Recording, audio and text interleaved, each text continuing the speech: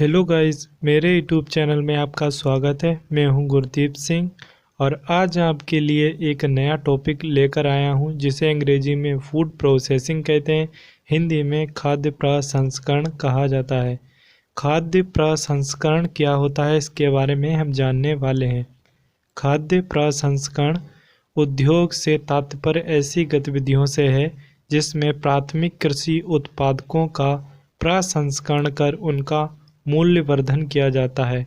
उदाहरण के लिए डेयरी उत्पाद, दूध, फल तथा सब्जी का प्रसंस्करण, पैकेट बंद भोजन तथा पेय पदार्थ खाद्य प्रसंस्करण उद्योग के अंतर्गत आते हैं।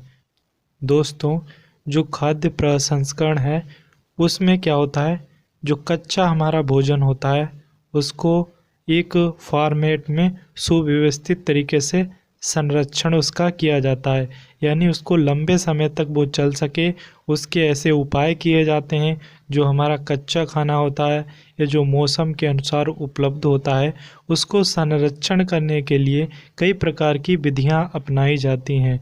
जैसे फ्रीज बना होता है, उसमें हम खाना या फलों को रख देते हैं तो काफ़ी समय तक चलता है। ऐसे ही खाद्य प्रसंस्करण में मसालों के माध्यम से विभिन्न प्रकार की ऐसी जो भी मसाले होते हैं, ऐसे पदार्थ होते हैं या ऐसे केमिकल होते हैं जिनको मिलाने के बाद जो कच्चे खाद्य पदार्थ हैं उनको लंबे समय तक सुरक्षित रखा जा सकता है। जैसे संरक्षण के लिए नमक का भी उपयोग किया जाता है, और जो नमक होता है, मिर्चा होता है, विभिन्न प्रकार के मसाले होते हैं, उनको अगर हम उन कटे फल या सब्जियों में मिला देते हैं और फिर देखते हैं हम कि जो अचार वगैरह होता है वो कितने दिनों तक सुरक्षित रखा रहता है। वो किसकी वजह से? मसालों और नमक और तेल, विभिन्न प्रकार की ऐसी मसालेदार सामग्रियां होती हैं, उनके माध्यम से वो खाद्य पदार्थ पूरे वर्ष भर सुरक्षित बना रहता है। वो सब किसकी देन होती है? इन खाद्य प्रसंस्करण पदार्थों की ही बड़ी देन होती है। और इस प्रक्रिया को, जो हमारे खाद्य पदार्थ हैं उनको सुरक्षित रखने की जो प्रक्रिया है वो खाद्य प्रसंस्करण कहलाती है। वर्तमान में जो खाद्य प्रसंस्करण है वो पैकेट बंद भोजन के रूप में, और जितने भी डेयरी प्रोडक्ट आते हैं वो सब खाद्य प्रसंस्करण के अंतर्गत ही आते हैं। आगे देख लेते हैं। दोस्तों, अब हम जानने वाले हैं कि खाद्य प्रसंस्करण का महत्व क्या है। वर्तमान समय में बहुत ज़्यादा जनसंख्या होने के कारण खाद्य पदार्थों को आसानी से समय पर उपलब्ध नहीं हो पाते हैं और विभिन्न प्रकार की समस्याएं रहती हैं।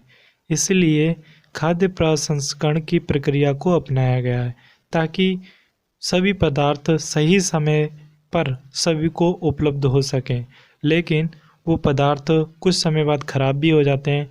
इसलिए इस प्रक्रिया को अपनाया गया प्रसंस्करण की, ताकि जो भी पदार्थ होते हैं वो 5-6 दिन की अवधि तक खराब ना हो, यानी आज कोई चीज़ वस्तु बनी है वो कल खराब ना हो जाए।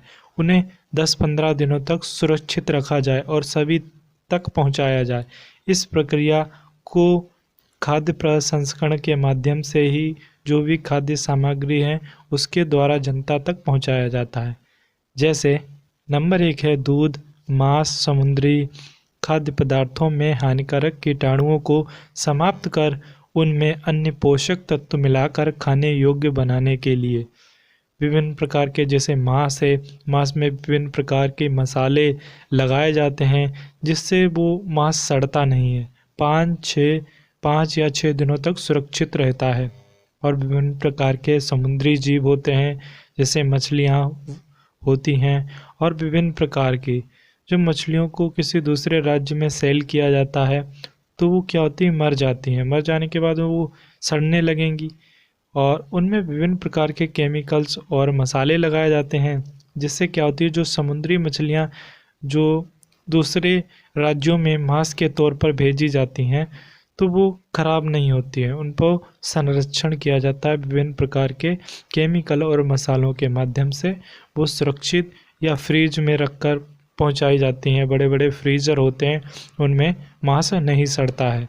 दूसरा है खाद्य पदार्थों की उत्तरजीविता को बढ़ाने के लिए जो भी खाद्य पदार्थ हैं, विभिन्न प्रकार की सब्जियां होती हैं जो दूसरे राज्यों से आती हैं, वो ख़राब ना हो, इसलिए बड़े बड़े फ्रिज होते हैं और उनमें रख कर ले जाया जाता है और वो सुरक्षित भी रहती हैं। तीसरा है किसानों का अतिरिक्त लाभ सुनिश्चित करने के लिए जो खाद्य पदार्थ हैं और उनको सुरक्षित रखा जा सके, जिससे किसानों को वो विभिन्न प्रकार के जो भी लॉस हो रहे हैं वो लॉस ना हो, उनको लाभ ज़्यादा हो और हानि कम हो। इसलिए उनकी सब्जियों के लिए विभिन्न प्रकार के कोल्ड स्टोर भी बनाए जाते हैं सरकार के द्वारा। चौथा है नई आर्थिक क्रियाओं को बढ़ावा देने के लिए जो खाद्य प्रसंस्करण होते हैं, प्रसंस्करण केंद्र बनाए जाते हैं, जिससे आर्थिक क्रियाओं को बढ़ावा मिलता है और जो भी चीज़ें हैं वो जल्दी खराब नहीं होती हैं। पांचवा है रोजगार के नए अवसर सृजित करने हेतु और विभिन्न प्रकार के रोजगार के नए नए अवसर आते हैं। नए विभिन्न प्रकार के ऐसे सेटअप आ चुके हैं, मार्केट में नई नई गतिविधियाँ हो रही हैं और विभिन्न प्रकार की नई नई तकनीकी आ रही हैं, जिससे जो खाद्य प्रसंस्करण को अधिक से अधिक महत्व दिया जाता है। उसमें नए नए तकनीकी कौशल लोगों की भी आवश्यकता होती है। छठवां है पोषण स्तर में सुधार करना, पोषण के स्तर में भी सुधार हुआ है। सातवां है खाद्य सुरक्षा सुनिश्चित करना। आठवां है कृषि में विविधता को बढ़ावा देना और एक प्रकार का सेक्टर एक नया सेक्टर बन गया है खाद्य प्रसंस्करण। जब से इसको महत्व दिया जाने लगा तब से एक नया सेक्टर के रूप में उभर कर आया है खाद्य प्रसंस्करण।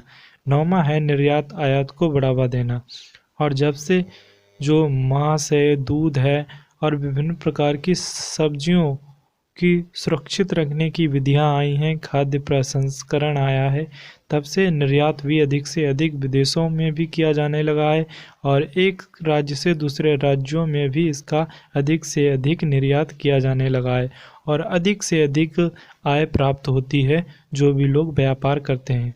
दोस्तों, अगर हमारी वीडियो आपको अच्छी लगी हो, मेरे चैनल को लाइक एंड सब्सक्राइब करना ना भूलें। जय हिंद, जय भारत।